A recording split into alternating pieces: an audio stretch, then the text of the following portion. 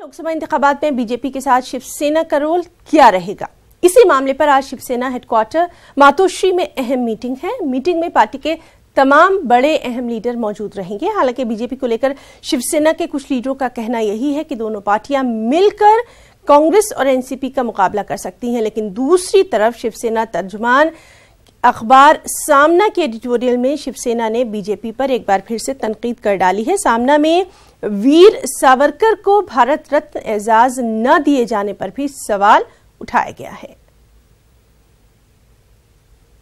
गर्व की बात है कि कांग्रेस के नेता प्रणब मुखर्जी, इनका कई सालों का योगदान है।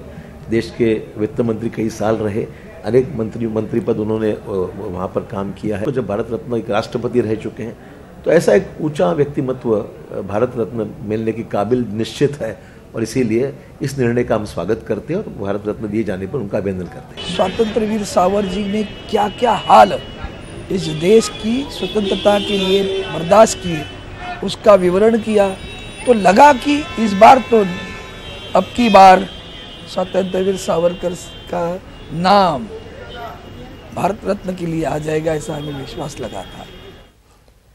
और नाज़रीन, चलिए आज की मीटिंग क्या कुछ रंग लाती है, इसी पर बातचीत के लिए मौजूद हैं हमारे साथी अमित रॉय। अमित, आपसे जानना चाहेंगे, मातोश्री पर आज सभी की निगाह रहेंगी, क्या कुछ अहम रहेगा आज? देखिए, हम लगातार जो है इस खबर पर बने हुए हैं और हमारे सूत्र जो हमें बता रहे हैं कि शिवसेना प्रमुख उद्धव ठाकरे और बीजेपी का केंद्रीय नेतृत्व जो है वो हाथ मिलाने के लिए तैयार हो चुका है। बस कुछ औपचारिकताएं जो है अभी बाकी है। शिवसेना के सूत्रों के मुताबिक पार्टी लोकसभा चुनाव के लिए 2 सीटें और चाहती है। दरअसल मैं आपको बताऊं कि पिछले 2014 के लोकसभा चुनाव में शिवसेना ने राज्य में 20 सीटों पर चुनाव लड़ा था और 18 में जीत हासिल की थी, जबकि वहीं अगर बीजेपी की बात करें तो बीजेपी ने 24 सीटों पर चुनाव लड़ा था और 23 पर जीत हासिल की थी। तो पिछली बार जो है 20 सीटें थी, इस बार शिवसेना जो है 22 सीटें चाहती है। तो 2 सीटों का पेच जो है खाली अड़ा हुआ है। और वहीं अगर दूसरे सूत्रों की माने तो अगर गठबंधन को आगे बढ़ाने की जरूरत है तो इस बार शिवसेना गठबंधन में अन्य साझेदारों के लिए कोई जगह नहीं छोड़ेगी। वे चाहती है कि बीजेपी जो है अपने कोटे से जो है उन्हें ये सीटें दे, क्योंकि हाल ही में जो 3 राज्यों विधानसभा चुनाव में जो मिली हार के बाद बीजेपी थोड़ी कमजोर स्थिति में और शिवसेना इसका जो है भरपूर फायदा उठाना चाहती है। इसलिए वो इस बार जो है 22 सीटें चाहती है, जिसमें 2 सीटों पे जो है पूरा मामला अड़ा हुआ है। वही क्योंकि शिवसेना की अगर माने तो चाहे राम मंदिर का मसला हो या फिर भारत रत्न, लेकिन शिवसेना पार्टी के भीतर नेताओं का एक धड़ा ये भी है जो बीजेपी के साथ गठबंधन करना चाहता है।